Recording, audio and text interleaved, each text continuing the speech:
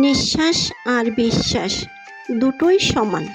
নিঃশ্বাস চলে গেলে জীবন শেষ, আর বিশ্বাস চলে গেলে সম্পর্ক শেষ।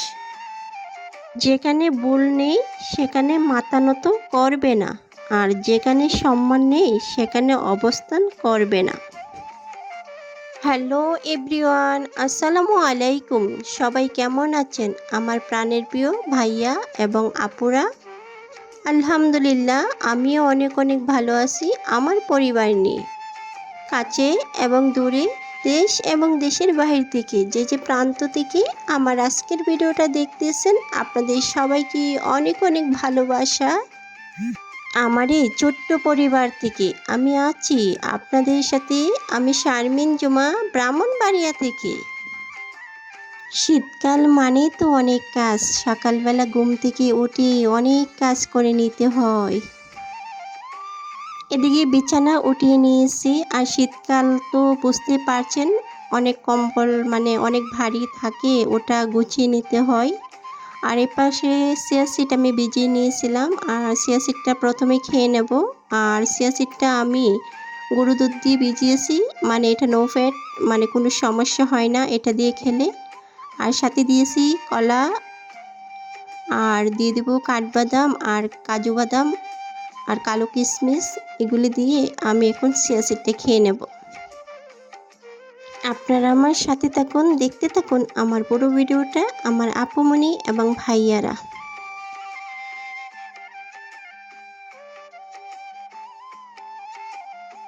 এখানে পাস্তা নিয়েছি, পাস্তাটা আমি রান্না করে নেব এখন।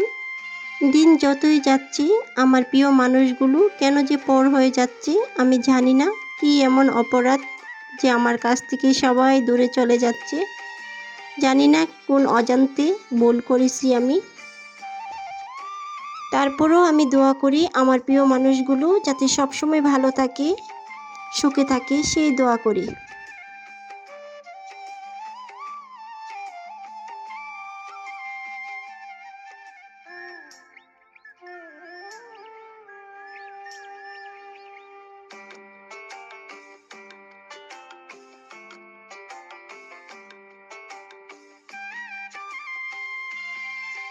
আর এখন একটু সয়া সস দিয়ে দেব।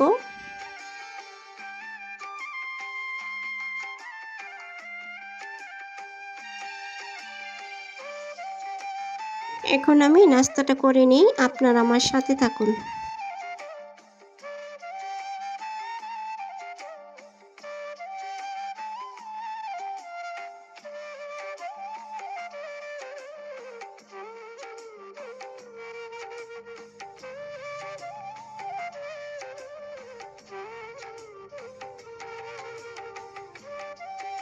নাস্তার কাজ শেষ করে আমি একটু ছাদে আসলাম, আর এখানে আমি ধনিয়া পাতা মানে ধনিয়া পাতার বীজ লাগিয়েছিলাম, আর দেখতে আসছি কীরকম হয়েছে।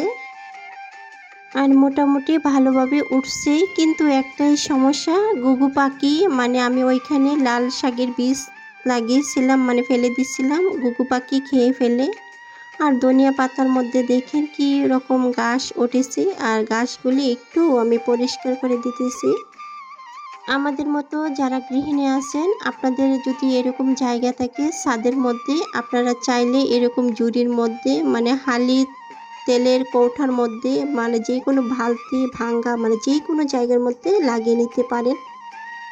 আর আমি বরাবরের মতো এরকম সবজি চাষ করে থাকি। আর আমাদের বাড়ির মানে আঙ্গিনার মধ্যে মানে জায়গা অনেক আছে, তারপরেও আমি ছাদের মধ্যে এরকম টবের মধ্যে লাগিয়ে রাখি। মাঝে মাঝে দেখা যাচ্ছে রান্নার ফাঁকে যদি ধনিয়া পাতা না থাকে ওইখান থেকে দেওয়া যায়।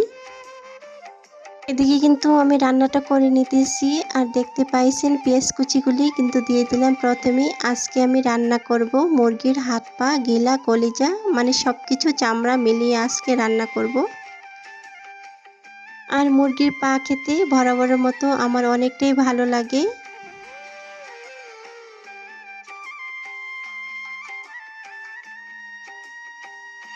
আর এ পাশে আমি লাউ নিয়েছি, আর লাউটা পরিষ্কার করে নিয়েছি। এখন আমি লাউটা একটু গ্রেট করে নেব আর লাউ ভাজা করে নেব।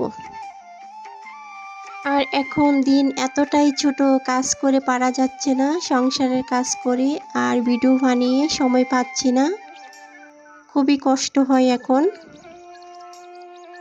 আর ভিডিও বানিয়ে শুধু কষ্টই করে যাচ্ছি, কিন্তু কোনো কাজ হচ্ছে না। মানে আমার আপু ভাইয়েরা আমার ভিডিও দেখে না আগের মতো, আমার পুরাতন ভাইয়া আপুরা আমাকে ভুলে গেছে। কি করব, কিছু করার নাই। তারপরে বলতেছি আমার পুরাতন আপু ভাইয়েরা যদি আমার ভিডিওটা একটু দেখেন তাহলে কষ্ট করে একটু আমার ভিডিওটা দেখার চেষ্টা করবেন। আমি কিন্তু আপনাদের অনেক অনেক মিস করি, আমার পুরাতন আপু ভাইদেরকে। আর যে সকল নতুন আপু ভাইয়েরা আমার চ্যানেলে যুক্ত হয়েছেন, আপনাদের অসংখ্য অসংখ্য ধন্যবাদ। আমার এই ছোট্ট পরিবার থেকে আপনারা আমার পাশে থাকেন, আমিও চেষ্টা করব আপনাদের পাশে থাকার জন্য। যারা আমাকে বন্ধু করেছেন অবশ্যই কমিউনিটিতে লেটার রেখে যাবেন, আমি ইনশাল্লাহ চেষ্টা করব মানে ব্যাগ দেওয়ার জন্য। আর এই পাশে দেখতে পাইছেন হালিম নিয়ে আসছিল, এই হালিমগুলি এখন খেয়ে নেব। মানে এখন টাইমটা বিকালবেলা।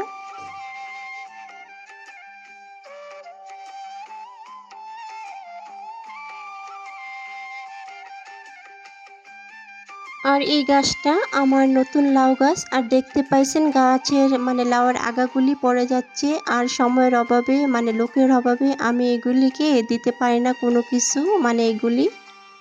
যাই হোক, সবাই আমার পাশে থাকেন, আমাকে একটু সাপোর্ট করেন, আমি আছি আপনাদের সাথে, আমার আপুমনি ভাইদের সাথে। আর কথা বলতে বলতে ভিডিওর একদম শেষ প্রান্তে। সবাই ভালো থাকবেন, সুস্থ থাকবেন, আল্লাহ হাফিজ, আসসালামু আলাইকুম।